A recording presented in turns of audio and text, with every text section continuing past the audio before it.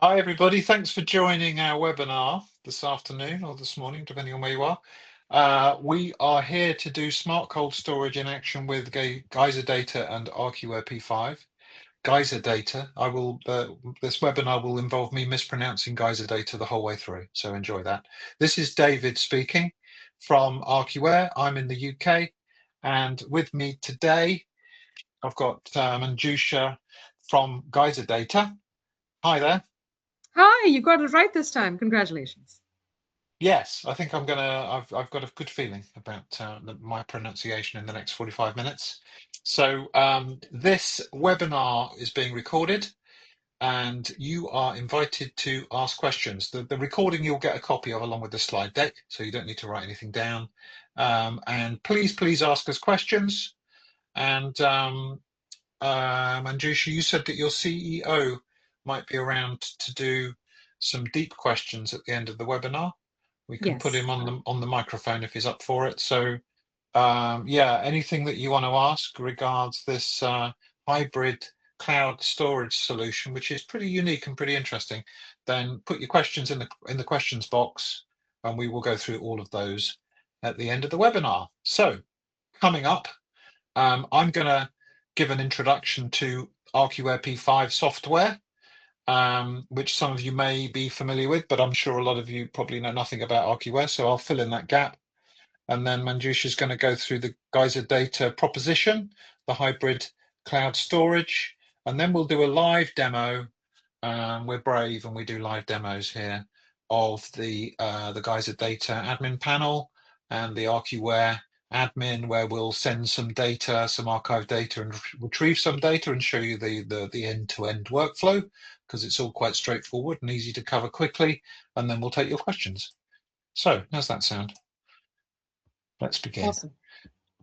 So let's just get my red pointer out. So Archiware P5, it's a software product. It's sold outright. It's not a subscription. You can own it. It consists of 3 modules, which you may buy one or a collection of them, depending on your requirements.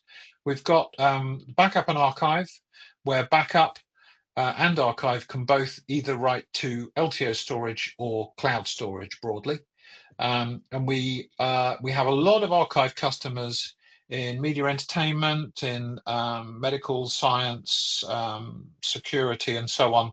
Lots of industries where a lot of media files are generally created, and those media files take up a lot of space on hot storage. And so it's a good idea at the right moment to move them from that hot storage to something that we like to call cold, which will typically be cloud or LTO on-premise, LTO hardware storage. With an archive, you're keeping it probably forever, but in some cases, maybe for some number of years. And because these are often media files, we have a MAM, media asset management style interface, so that you can browse in an index everything that you archived without having to go to the storage where that's actually been recorded. We have an index that gives you an overview of everything that you've archived. Backup is a disaster recovery product. So one copies one's data to a backup so that you can survive an outage or some kind of a disaster, whereas archiving is moving. So they're entirely different workflows, sometimes confused with each other. Sometimes people try to use backups to achieve an archive, but we have a proper archive workflow here. And then on the right-hand side, we have a cloning product that can clone between on-prem storage or between on-prem and cloud storage in terms of a file and folder replication. But our focus today is really on the archive side of things, because this is where we can fit in the hybrid cloud storage that we want to talk about. So this slide is just really reiterating what I just said about a backup being a copy and an archive being a move.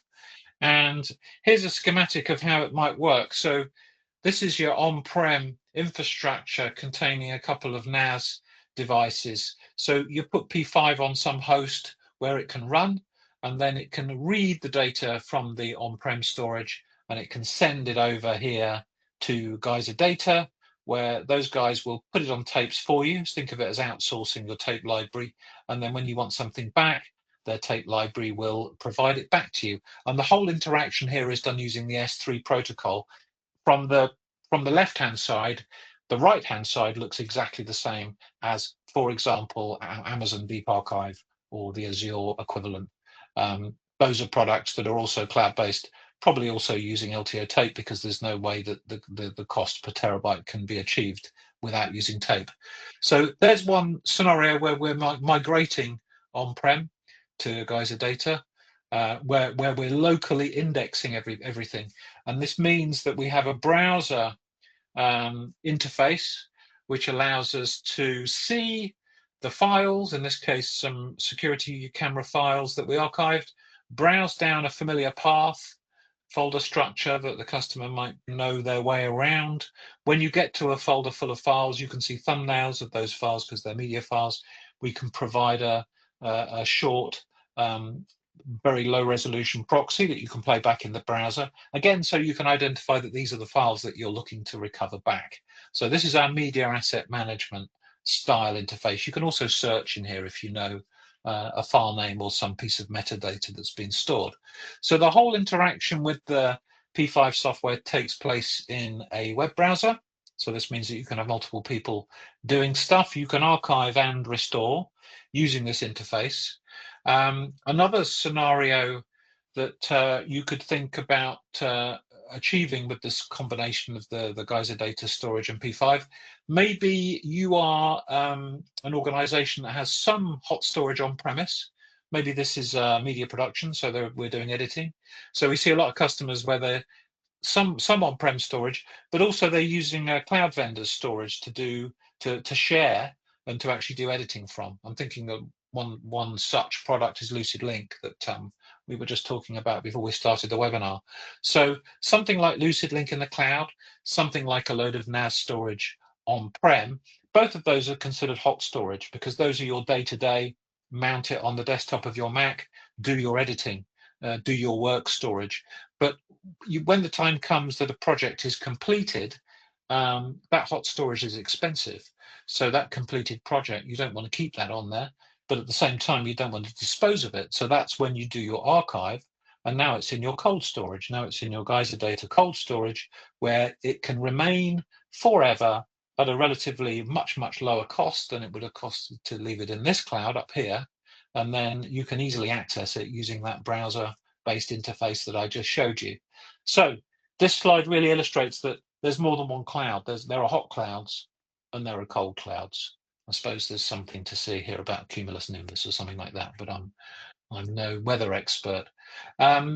Just wanted to also say that Archiware can also archive to on-prem LTO storage, as well as using cloud S3 storage from all of the usual vendors. But that's not what we're talking about today. Today we're talking about Geyser Data. So, Manjusha, over to you and your slides. Thank you, David, for that introduction. Also, the wonderful explanation of Archiware, as well as how Archiware can work well with Geyser. Looking forward to the demo to show the participants here. Geyser Data is a cold data cloud. Essentially, you need to think of it as tape as a service, which is delivered to you through an S3 interface.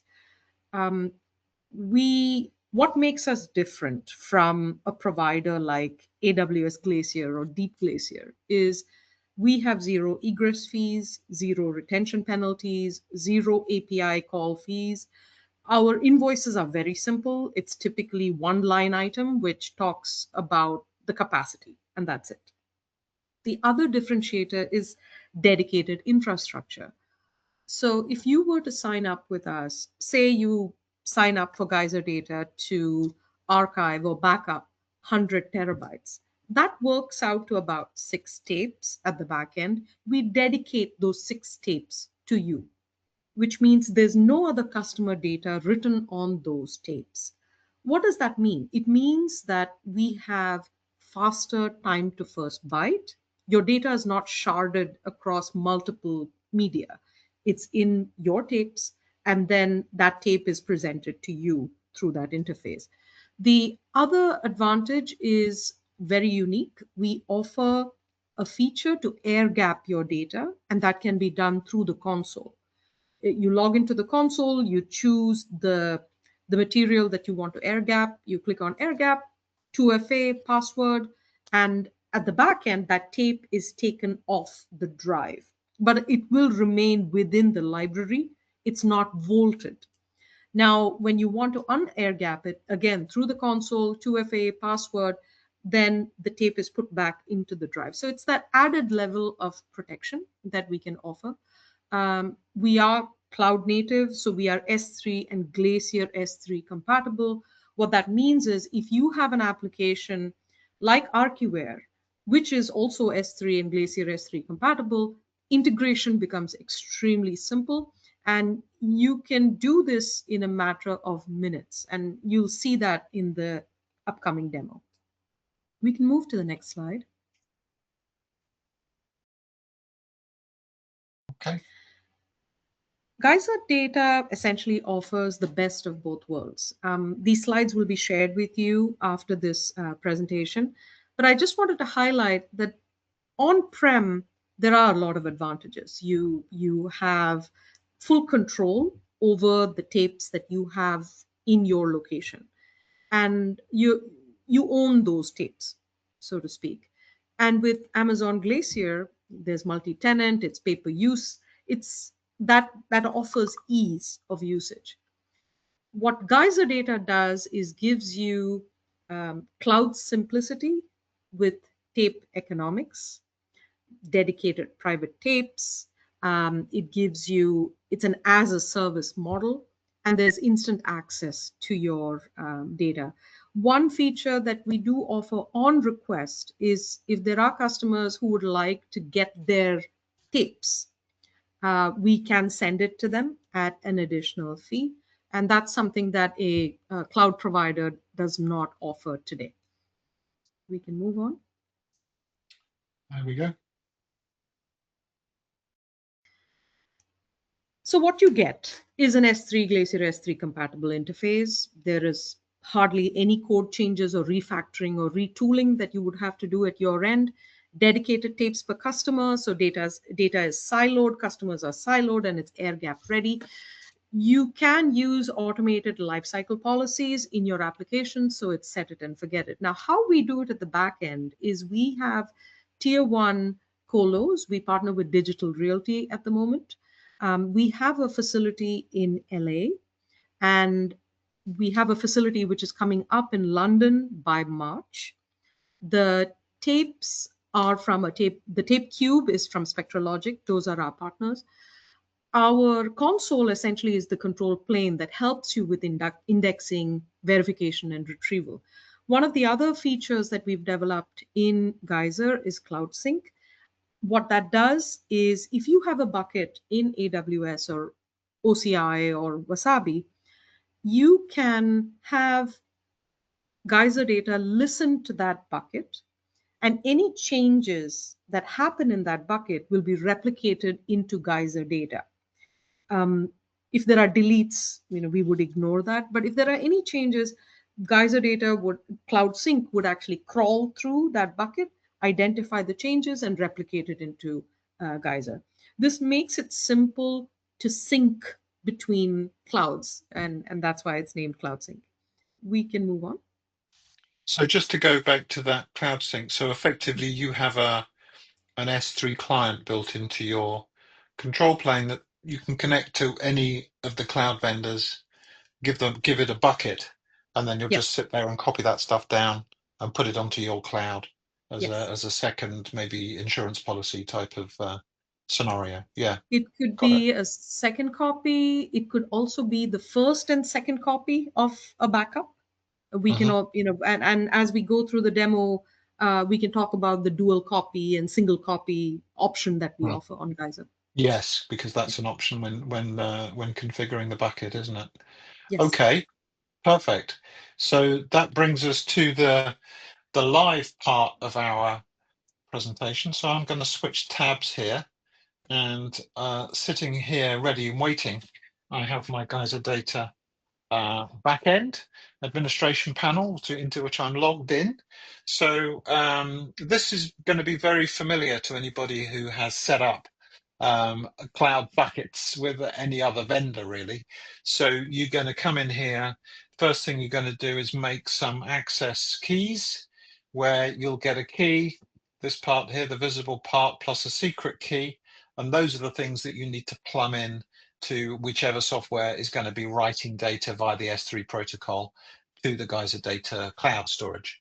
So that's the first step. Then you're going to get yourself a tape collection, of which you need to have at least one. So a tape collection is a set of tapes that you can then assign buckets within. So you could have one set of tapes, one bucket, or you could have several different buckets, but a shared tape collection, meaning that every time you've got a bit more data to write, it'll write to the next tape in your collection until it's full and then move on to the next one, in the same way that it would if you were writing to your own tape library. So there's a couple of buckets here. Los Angeles is the main region. And then I think if I click into the tape collection, we see a barcode of a tape. So I haven't written much data, so I think this is the only tape, but you can see this is a real tape with an LTO-9 barcode on it. There are a couple of buckets that I've got inside of this tape collection. So if we look at P5 webinar, that's the one that we are going to write some data to in a minute. When you're configuring your bucket, you get to choose whether you want to have cloning, so dual copy. So this is a box that I probably would tick for archive storage, because this means that you get two tapes. So Manjusha, I'm assuming that if I can have a single tape collection, but I switch on dual copy, and you'll start writing the data to the first two tapes maybe in the collection. Yes. So, Yeah. so when you turn on dual copy, essentially it would write the data into two separate tapes, and Hmm. that's what dual copy would do. Yeah. So there's no single point of failure. And when you've got both of your regions standing up, will it be possible to have a copy in each continent, as it were? Absolutely. That's Yeah. in the roadmap to provide geo redundancy. So if you would Yeah. like to have a dual copy done, you can have one copy in LA and one copy in UK. Okay. Perfect. So so now we're looking at a bucket. And these are the, you can set these various parameters when you're creating the bucket. We also have the endpoint, so this is where your software will connect, and then the bucket name includes a GUID so that it's globally unique, and that's again what you'll put into your P5 software. I'll show you where that goes in a minute. And then if we click on the browse button, we can even browse the objects in our bucket, just as you can. You could even manually upload a file. Archiware writes everything into a config directory, and when we're archiving, we're not archiving your individual media files directly to the bucket. We have a mechanism where we bundle files together into containers, and we do compression, and various things happen in order that we're making the fastest possible use of the upload bandwidth by not making too many individual API calls. So we have various things that we do to optimize. So there's also billing, event logs. You can add other team members in here, nice and simple. Once you've got this set up, you would then move to your Archiware P5 software. So this is now the P5 Archiware dashboard web interface. You point your browser at the host where P5 is running on-prem, and then you get this web interface, meaning that you can access it from a lot of different computers. The archive tab at the top is where we'll focus for the next couple of minutes. In here, we get to set up our Geyser Data storage. So in my cloud service tab up here under Storage Manager, I've got Geyser Data configured. You can see it's configured as a generic S3, so it's just a regular S3 endpoint from our perspective. We're plumbing in the name of the server that you're connecting to, the access key, the secret, and the name of the bucket. And then we can test our connection and make sure that P5 is able to talk to the Geyser Data storage. You can see here, we configure, actually, I'm not sure that's right. It should be configured as deep archive. So we configure the storage as deep archive, meaning that P5 is aware then that when objects are passed to the S3 bucket, they will be they'll have a standard storage class initially, meaning that they're immediately available to download again because they're on disk. But at some point in the future, within an hour or two, Geyser Data will migrate from the disk storage onto LTO, and then the storage class will change to be Glacier Deep Archive, indicating that if software needs to access those objects, they need to first send a restore API call in order that the data can come from tape back to disk, and then we'll check the object class changes back to standard, and then we can pull it back over the network. So there's a little dance involved, because this deep archive storage class means that the objects will probably be on tape, and therefore time is needed to, and there's a restore operation is needed to pull them back.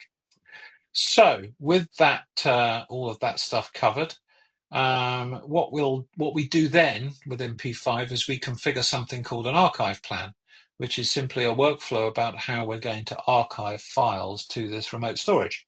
So we simply have our target storage configured as our Geyser Data archive pool that we just configured, and then we have an index, which is a database where we're going to track what we archived and create those thumbnails and those proxies, etc.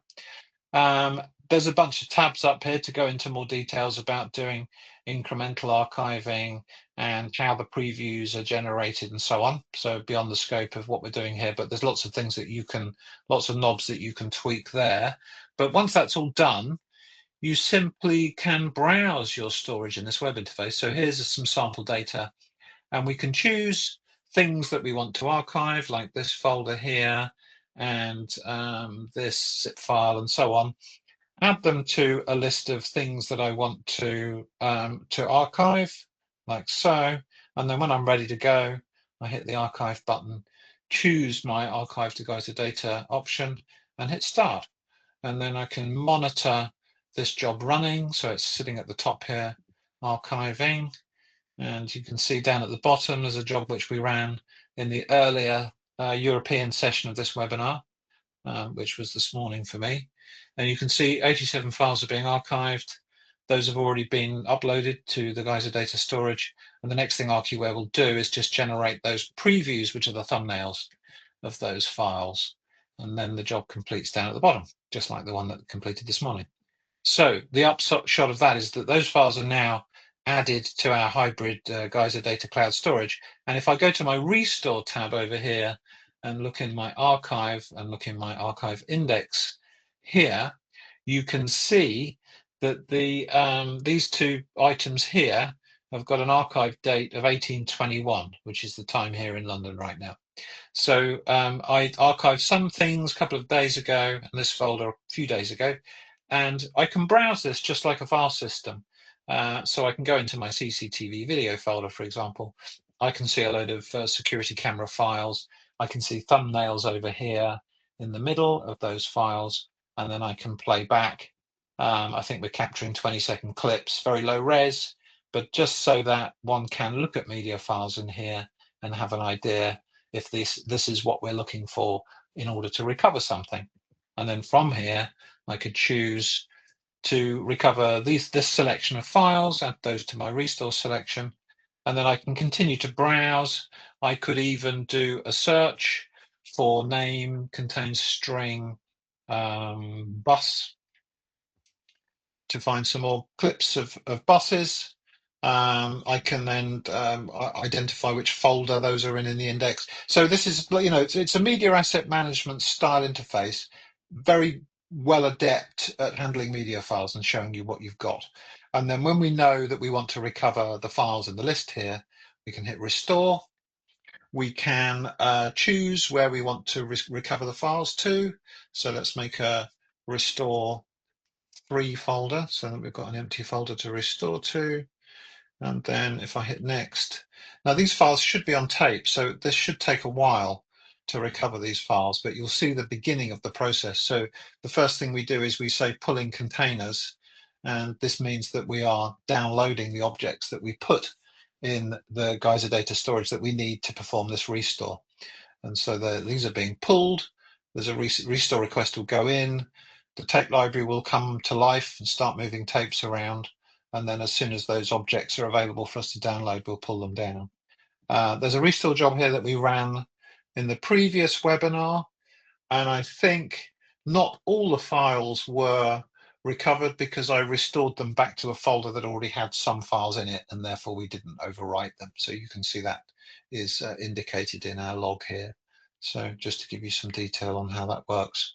So, Manjushra, do you think we've covered everything that we need to cover there in terms of a live demo?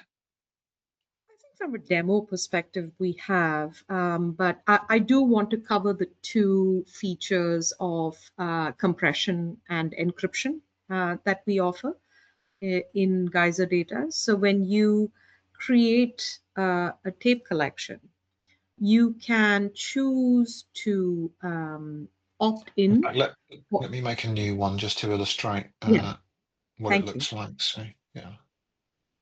So when you make a new tape collection or even a new bucket, you do have the option of single copy, dual copy.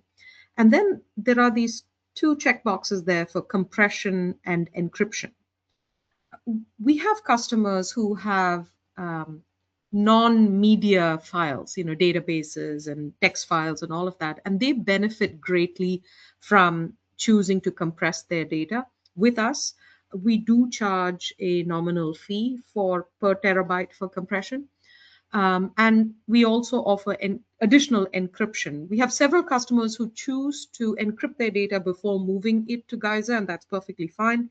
But if they need additional encryption at our end, that is an opt-in feature, and there is an small additional fee for that as well. Once you select any of these options, single copy or dual copy, compression, encryption, it cannot be changed once the new tape collection or the bucket has been created. Okay, so I just wanted to add So, that additional bit. yeah, and that makes me think of something. So if I create a new tape collection, I want to do a dual copy, and Mhm, I want to do encryption specifically, and then mhm. I write 50 terabytes worth of data, and I need to. Can you send me the tapes that contain the second copy physically We, in the? yes, we can, and Yeah. we do have customers who ask for that for various reasons. One is they want to physically keep the tapes on their premises, and or we have research institutions who would like to destroy those tapes. Mm, They would complete their research, but they are mandated to delete the data, and so they would delete the data with us, but just for that added protection, they would say, please send the tapes to us, and what they want to do is physically destroy the tapes. So we do have the option of sending tapes back to the customer, but mind you, if you take those tapes and put it into a tape drive, you will not be able to read the data. It's just that you can physically keep the data. If you want to read the data, you can either send it back to us and we would plop it back into the cube and rehydrate the data for you. That's one option. The other option is a little bit more complicated. There is a utility that we can work with you in setting up, and that okay. way you can read the data yourself, but there is some work involved in setting up that utility for you. So your tapes are not just plain LTFS tapes that can be read by any LTFS software. Yes. Yeah, understand. And if I was anticipating tapes being couriered, then obviously I would want to have encryption, because that means that if they get into the wrong hands, they're useless because without the key. And is the key management when I tick encryption, is that all done on your side, or is there a Yes, key it which I is. have to look after? Yeah. No, Okay. it's done on our side for now. Yeah, we Yeah. don't support bring your own keys. No. BYOK. That's a new one on me. Yes. Yeah.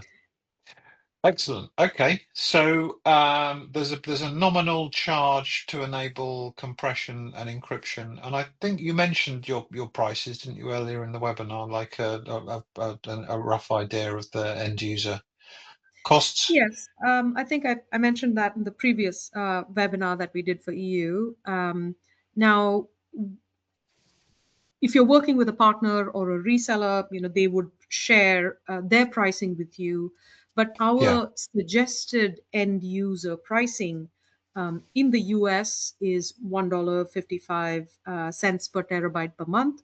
But our range is $1.55 terabytes per month to about $1.85 per terabyte per month. And that would apply to a different region. For example, London, which is coming up, would be a slightly Yeah, higher which charge. would be the higher price. Yeah, Yes. everything's more expensive in London. I can attest. And for compression and encryption, we charge 33 cents each per terabyte per month. Got So it. earlier I had said that our invoices are a single line. Now, if you Mhm. choose encryption or you choose compression, it would be a three-line invoice. Yeah. So compared to, I mean, I don't want to say anything negative about any other vendor, but I know that if you're using Amazon Deep Archive, for example, there are minimum retention periods of 6 months. There's egress costs, there's network bandwidth, there's API calls. So there's a lot of different metrics that will contribute to the final invoice. But then a lot of cloud vendors, like earlier we were talking about Wasabi, um, they have a fixed price per terabyte. They don't charge you Yeah, that's right. anything additional. Yeah, so there's a lot of small print involved in using public cloud storage, and you have to be up on where all the differences lie, because it's the headline cost per terabyte figure is just a headline. And So to that point, David, just on AWS Deep Glacier, their pricing is, I believe, 99 cents per terabyte per month, like you said. But yeah, when you want to do anything with your data, the hidden cost is Glacier S3 API commands are 10 times more expensive than your standard S3 APIs.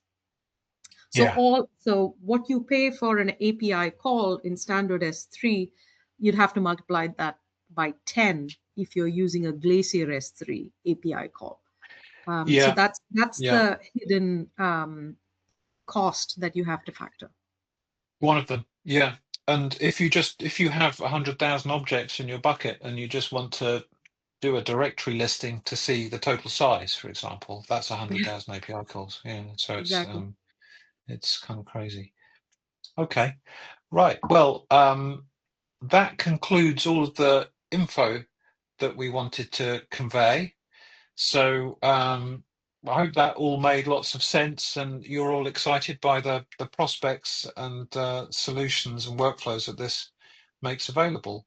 So if anybody would like to ask us a question, now would be the time to tap it into the questions box, because currently we don't have any in there. So the floor is yours.